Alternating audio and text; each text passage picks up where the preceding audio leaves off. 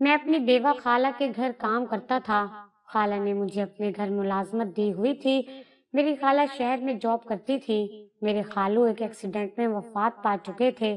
सास ससुर तो थे नहीं, इसलिए वो अपने शोहर के घर में रह रही थी। मेरी खाला की कोई औलाद ना थी। उम्र तो उनकी 35 साल थी, मगर देखने में वो किसी 17 साल की लड़की से कम नहीं लगती थी। खाला हर रोज अखबार में एक नौकर का इश्तिहार देती और रोज ही 4-5 बंदे नौकरी के लिए आ जाते, तो खाला उनमें से खूबसूरत लड़के को नौकरी पर रख लेती और उसे अच्छा लिबास पहनाकर अपने साथ गाड़ी में ले जाती।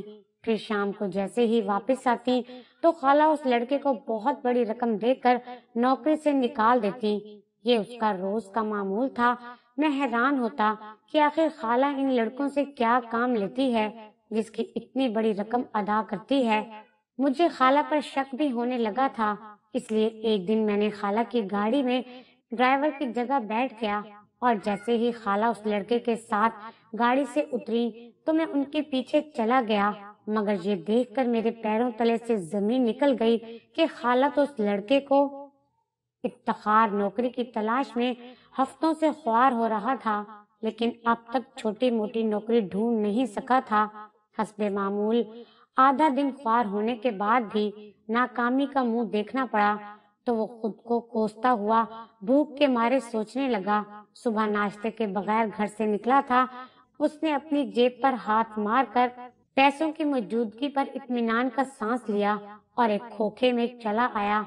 एक कप चाय के साथ सादे नान का ऑर्डर देकर वो मेज पर पड़े अखबार के इश्तिहार देखने लगा।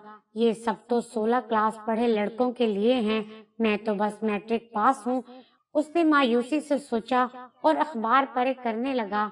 अचानक एक इश्तिहार पर नजर पड़ी तो चौंक गया। चौकीदार की नौकरी के लिए एक बंदा चाहिए। रहने और खाने के अखराजात के साथ साथ अच्छी तनख्वाह भी दी जाएगी। बंदा चाको चौबंद और निडर होना चाहिए। इफ्तिखार ने मोबाइल में इश्तिहार की तस्वीर ली और जल्दी जल्दी चाय के साथ नान खाने लगा। अगर ये नौकरी मिल गई तो शायद मैं भी कुछ अच्छा खा सकूंगा।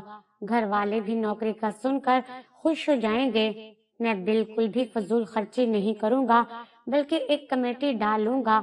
इफ्तिखार को इस नौकरी में मुस्तकबिल के हजारों मसाइल का हल नजर आ रहा था। वो सोचने लगा कि शायद कोई उम्र रसीदा औरत घर में तन्हा रहती होगी और अपनी हिफाजत के लिए ये इश्तिहार दिया होगा।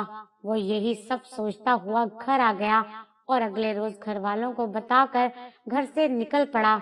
वो 6 घंटे बाद गांव से शहर अपनी मतलूबा जगह पर पहुंच गया था। शकीला बानो को देखकर वो हैरान रह गया, क्योंकि वो जहां पर नौकरी के लिए आया था वो उसकी खाला का घर था। वो आज से पहले अपनी खाला के घर कभी नहीं आया था, इसलिए वो नहीं जानता था कि वो जिस जगह नौकरी के लिए जा रहा है वो तो उसकी खाला का घर था। असल में इफ्तिखार की एक ही खाला थी। माँ तो उसकी भोली थी, इसी वजह से वो पढ़ ना सकी थी। खाला ने पढ़ लिख कर शहर में नौकरी कर ली थी, इसलिए अब वो गांव में बहुत कम ही आती जाती थी। खैर, इफ्तिखार की खाला ने उसे पहले ही नजर में पहचान लिया था। खाला ने चंद एक हिदायत के बाद उसे नौकरी पर रख लिया। इफ्तिखार इतनी अच्छी नौकरी के मिल जाने पर बहुत खुश था, इसलिए वो दिल लगाकर काम कर रहा था। उसकी खाला शकीला बानो उससे बहुत खुश थी और वो भी अपनी खाला से राजी था। शकीला बानो ने उसे रहने के लिए कमरा भी दिया था। इफ्तिखार दिल से अपना काम करता, लेकिन अचानक उसे अपनी बेवा खाला पर शक होने लगा। हुआ कुछ यूं कि एक दिन सुबह के 8 बजे शकीला बानो ने उसे घर के अंदर बुलाया और कहने लगी कि इफ्तिखार, आज मैं घर पर रहूंगी, इसलिए मुझसे मिलने जो भी आए तुम बगैर कोई सवाल जवाब किए मेहमान को ड्राइंग रूम में बिठा देना। इस काम में जरा भी गफलत ना बरतना, वरना मेरा बहुत जरूरी काम खराब हो जाएगा। खाला के कहने पर इफ्तिखार ने अदब से सर हिलाया तो शकीला अपने दूसरे मुलाजिम को दोपहर के खाने की हिदायत देने लगी। खानसामा को हिदायत देने के बाद वो मेज पर पड़ा जूस का गिलास उठाने लगी तो इफ्तिखार को वहां खड़ा देखकर हैरानगी से कहने लगी, तुम अभी तक खड़े हो? मेरी बात तो कब से खत्म हो गई है। जाओ, जो कहा है उस पर ध्यान दो। شکیلہ بانو نے جوس پیتے ہوئے اسے جانے کا اشارہ کیا۔ افتخار کبھی تو انہیں خالہ اور کبھی انہیں میڈم کہہ کر پکارتا تھا۔ وہ بولا، میڈم آپ جانے کا نہ کہتی تو میں شام تک یہاں کھڑا رہتا۔ آپ کی اجازت کے بغیر میں ایک قدم نہیں اٹھا سکتا۔ آپ جلدی میں مجھے جانے کا کہنا بھول گئی تھی، اس لیے میں اب تک کھڑا تھا۔ افتخار کے کہنے پر شکیلہ مسکرانے لگی۔ وہ ملازموں کے معاملے میں بہت خوش قسمت تھی۔ اس کا ہر ملازم وفادار اور محنتی تھا۔ اس دن تقریباً 10 جوان لڑکے انٹرویو دینے آئے تھے، جن میں سے 3 خوبصورت لڑکوں کو نوکری پر رکھ لیا گیا۔ شام 5 بجے میڈم نے گاڑی نکلوائی اور ان لڑکوں کو اپنے ساتھ لے گئی۔ لڑکوں نے کچھ دن میڈم کے ساتھ کام کیا۔ اس کے بعد میڈم نے انہیں گھر بلا کر اپنے نوٹوں سے بھرے پرس میں سے ہزاروں روپے دیے اور نوکری سے فارغ کر دیا۔ اس کے بعد پھر اخبار میں اشتہار دیا اور پھر سے خوبصورت لڑکوں کو نوکری پر رکھ کر کچھ دنوں بعد انہیں ہزاروں روپے دے کر فارغ کر دیا گیا۔ حیرت کی بات تو یہ تھی کہ خالہ صرف جوان اور خوبصورت لڑکوں کو ہی نوکری دیتی تھی۔ یہ سب دیکھ کر افتخار اپنی خالہ کو غلط عورت سمجھنے لگا۔ اسے لگا کہ میری خالہ ضرور کسی غلط کام میں ملوث ہیں، اس لیے تو اتنی مشکوک حرکات کرتی ہیں۔ کہیں اسمگلنگ تو نہیں کرتی یا پھر کوئی منشیات کا کاروبار تو نہیں چلا رہی، اس لیے تو ہر وقت لاکھوں روپے پرس میں رکھ کر گھوم رہی ہوتی ہیں۔ افتخار ہر حال میں اپنی بیوہ خالہ کے راز پر پردہ اٹھانا چاہتا تھا، لیکن اسے سمجھ نہیں آ رہی تھی کہ وہ یہ سب کیسے کرے۔ وہ خالہ سے پوچھ بھی نہیں سکتا تھا۔ اسے لگتا تھا کہیں خالہ اسے نوکری سے نکال ہی نہ دیں۔ سوچ سوچ کر اس کا دماغ پاگل ہو رہا تھا۔ مجھے پولیس کے پاس جانا چاہیے تاکہ پولیس میری خالہ کے غلط کاموں پر سے پردہ اٹھا سکے۔ اس کے سوا میرے پاس کوئی راستہ نہیں ہے۔ افتخار نے اپنے موبائل کو اٹھایا اور پھر واپس رکھ دیا اور سوچنے لگا، خالہ کو دیکھ کر لگتا ہے ان کی پہنچ بہت دور تک ہے۔ اگر انہوں نے پولیس کو خرید لیا تو میں ساری عمر جیل میں چکی پیسوں گا۔ مجھے کوئی بھی قدم اٹھانے سے پہلے اچھی طرح سوچ و وچار کرنا چاہیے۔ مجھے سب سے پہلے میڈم کے خلاف ثبوت ڈھونڈنے ہوں گے، اس کے بعد ہی میں پولیس اسٹیشن جاؤں گا۔ افتخار نے فون اٹھا کر جیب میں ڈالا اور اپنی ڈیوٹی پر واپس آ گیا۔ کچھ دن بعد پھر میڈم لڑکوں کا انٹرویو کے لیے جا رہی تھی۔ افتخار نے انٹرویو کے لیے آنے والے لڑکوں کو دیکھ کر ایک منصوبہ بنایا۔ 5 بجنے والے ہیں، انٹرویو کے بعد میڈم ضرور گاڑی میں بٹھا کر انہیں اپنے ٹھکانے پر لے جائیں گی۔ اس نے میڈم سے بیماری کا بہانہ بنا کر چھٹی لی اور کوارٹر میں جانے کی بجائے وہ باہر آ کر گاڑی کی ڈگی میں چھپ گیا۔ راستہ ختم ہی نہیں ہو رہا تھا۔ افتخار کی ہمت نے جواب دے دیا تھا، اگر کچھ دیر مزید میں یہاں رہا تو ضرور اس جاسوسی کے چکر میں اپنی جان سے ہاتھ دھو بیٹھوں گا۔ پتہ نہیں کب یہ گاڑی منزل پر پہنچے گی، مجھے اس قید سے نجات ملے گی۔ افتخار لمبے سفر سے اکتا کر خود کو کوسنے میں مصروف تھا کہ اچانک گاڑی کو بریک لگی۔ گاڑی کے رکتے ہی افتخار نے سکون کا سانس لیا اور وہ اپنی خالہ کے راز تک پہنچنے کا سوچ کر خوش ہو رہا تھا۔ ہائی ہیلز اور بھاری بوٹوں کی آواز دور جانے لگی تو اس نے ڈگی کھول کر ان کے پیچھے جانے کا سوچا۔ جیسے ہی اس نے ڈگی کا دروازہ کھولنے کی کوشش کی تو وہ پریشان ہو گیا کیونکہ ڈگی کو لاک لگا دیا گیا تھا۔ ہائے، یہ میں کس مصیبت میں پھنس گیا ہوں۔ اب پتہ نہیں مجھے کب تک اس قید خانے میں رہنا پڑے گا۔ اگر میں سانس بند ہونے سے مر گیا تو کیا ہوگا؟ مجھے تو کوئی بچانے نہیں آئے گا۔ اگر کوئی آ بھی گیا تو پھر خالہ مجھے نہیں چھوڑے گی۔ خالہ کی جاسوسی مجھے مروا کر ہی دم لے گی۔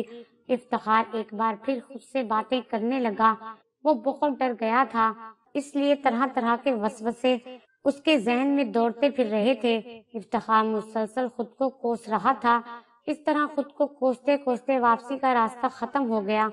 گاڑی رکی تو گل خان گاڑی کو گراج میں کھڑی کر کے جانے لگا تو گھر کے اندرونی حصے کی طرف جاتی شکیلہ بانو نے اسے بلا کر ڈگی کی چابی پکڑائی۔ ڈگی کا لاک کھول دو، تم اچھی طرح سے جانتے ہو میں گھر سے باہر نکلتے وقت ڈگی ضرور لاک کرتی ہوں۔ میڈم اتنی بلند آواز میں بول رہی تھی جیسے افتخار کو سنانا چاہتی ہو۔ میڈم اور گل خان کے جانے کے بعد افتخار ڈگی سے نکل کر کوارٹر میں آ گیا۔ اس نے پانی کا گلاس اٹھایا اور ایک ہی سانس میں گلاس خالی کر دیا۔ آج تو میں بال بال بچ گیا۔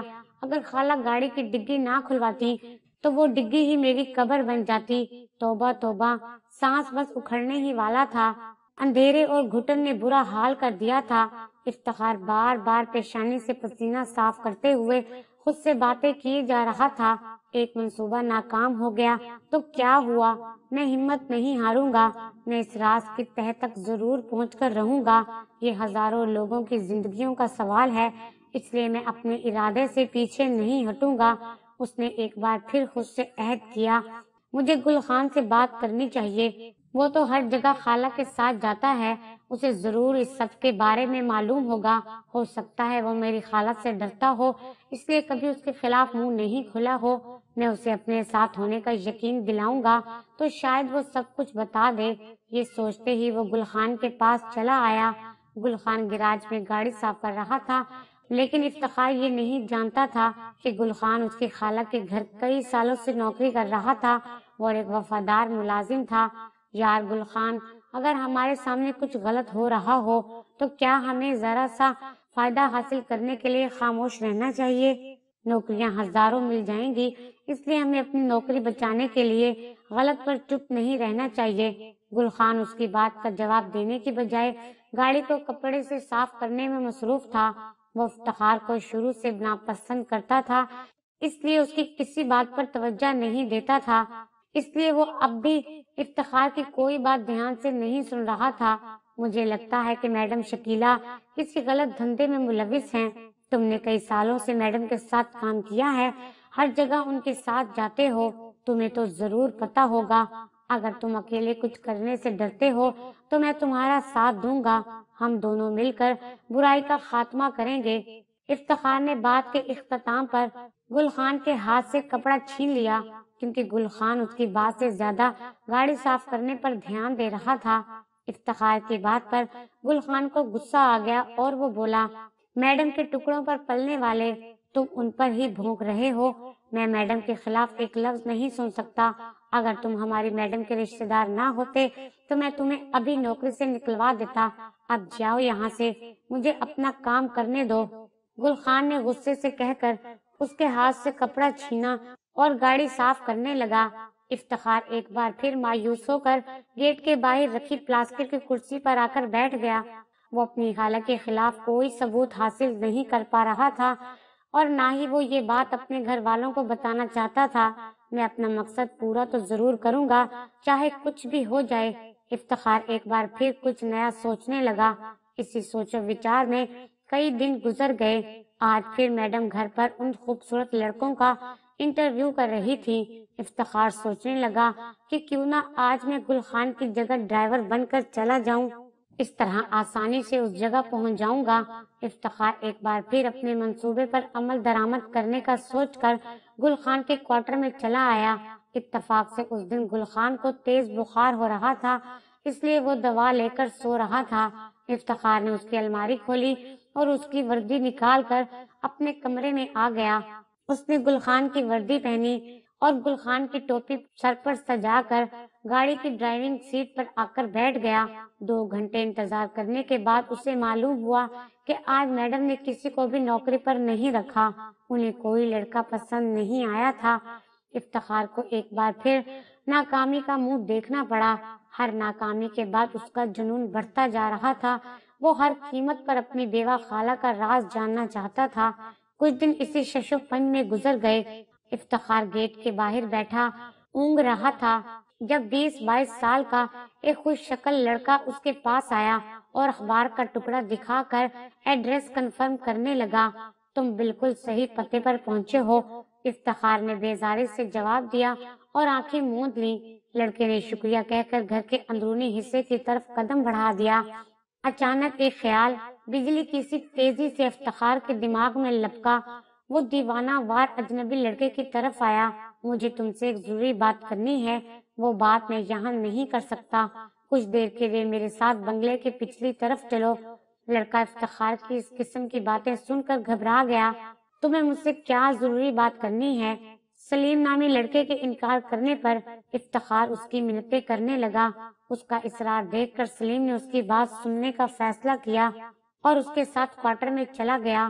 تم اگر میرا ساتھ دو تو ہم بہت سے لاچار اور پھنسے ہوئے لوگوں کی مدد کر سکتے ہیں۔ افتخار کی بات پر وہ لڑکا ناسمجھی سے اس کی طرف دیکھنے لگا۔ افتخار نے آہستہ آہستہ ساری بات اس لڑکے کو بتا دی۔ مجھے لگتا ہے کہ میڈم شکیلہ معصوم لڑکوں کو پھانس کر غلط کام کرواتی ہیں۔ میں پچھلے 1 سال سے یہ سب کچھ دیکھ رہا ہوں، لیکن بہت کوشش کے باوجود اکیلا ہونے کی وجہ سے کچھ نہیں کر سکا۔ اگر تم میرا ساتھ دو تو ہم ضرور کامیاب ہو جائیں گے۔ افتخار کی پوری بات سن کر وہ لڑکا خوف زدہ ہو گیا۔ تم اپنی میڈم کے ساتھ مل کر مجھے پھنسانے کی کوشش کر رہے ہو۔ مجھے اس خطرناک نوکری اور جاسوسی دونوں کے چکر میں نہیں پڑنا۔ وہ لڑکا اٹھ کر باہر کی طرف بھاگ گیا۔ افتخار نے اسے روکنے کی بہت کوشش کی، لیکن وہ لڑکا اتنا گھبرا گیا تھا کہ وہ افتخار کی کوئی بات سنے بنا ہی وہاں سے بھاگ گیا۔ افتخار کو اپنی جلد بازی پر غصہ آنے لگا تھا۔ اسے ایک دم کسی اجنبی کے ساتھ یہ سب باتیں نہیں کرنی چاہیے تھی۔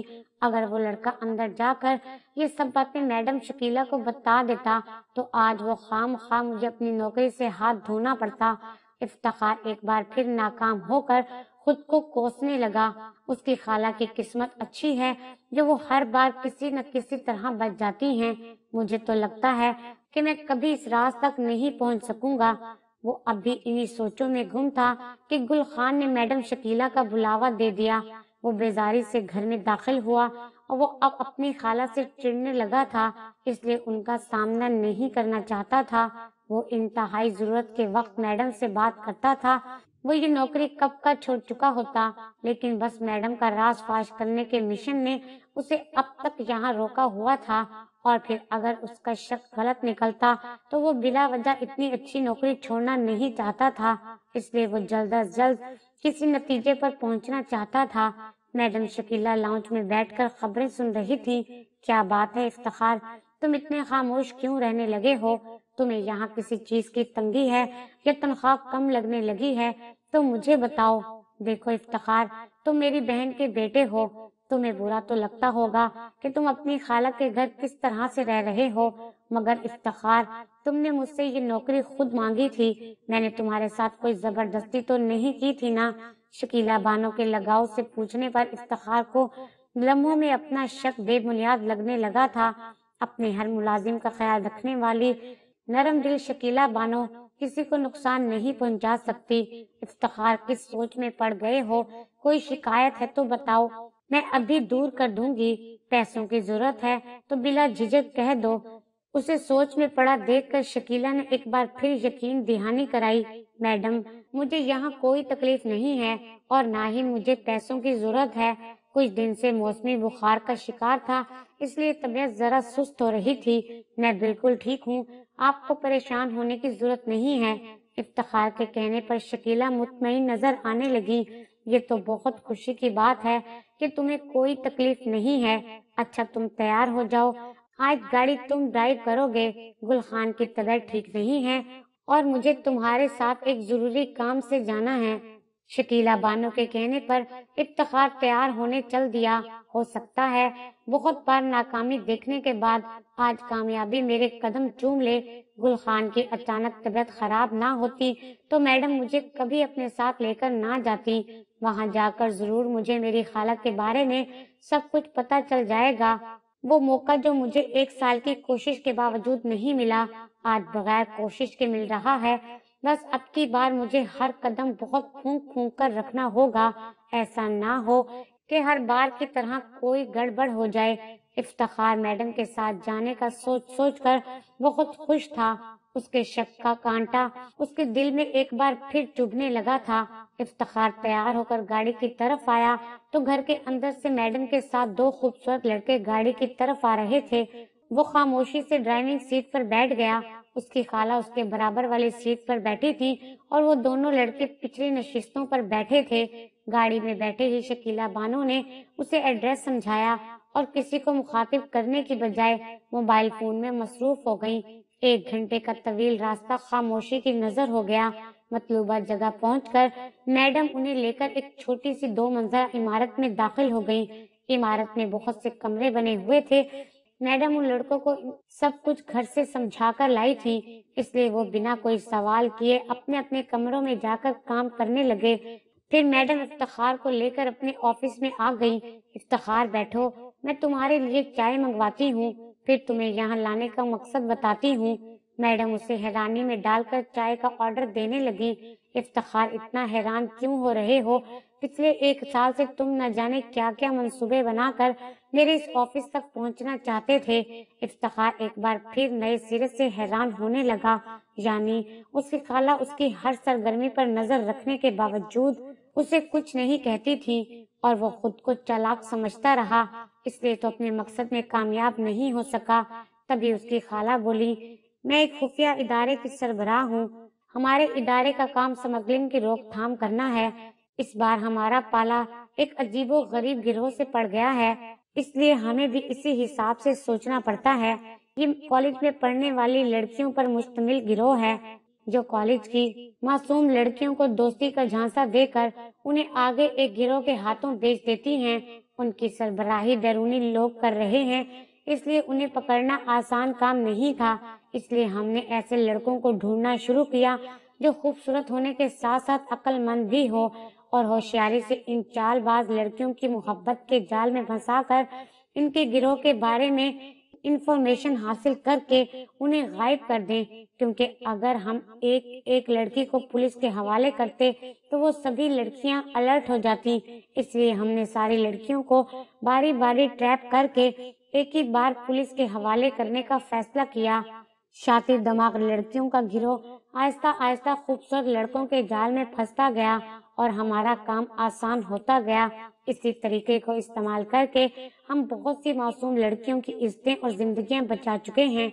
हर माँ नए लड़कों को नौकरी में रखने का मकसद ये था कि वो हमारे लड़कों को पहचान ना सके, क्योंकि अगर वो किसी लड़के को पहचान लेती तो हम उनके नरके में फंसी हुई लड़कियों को कभी बचा नहीं सकते थे।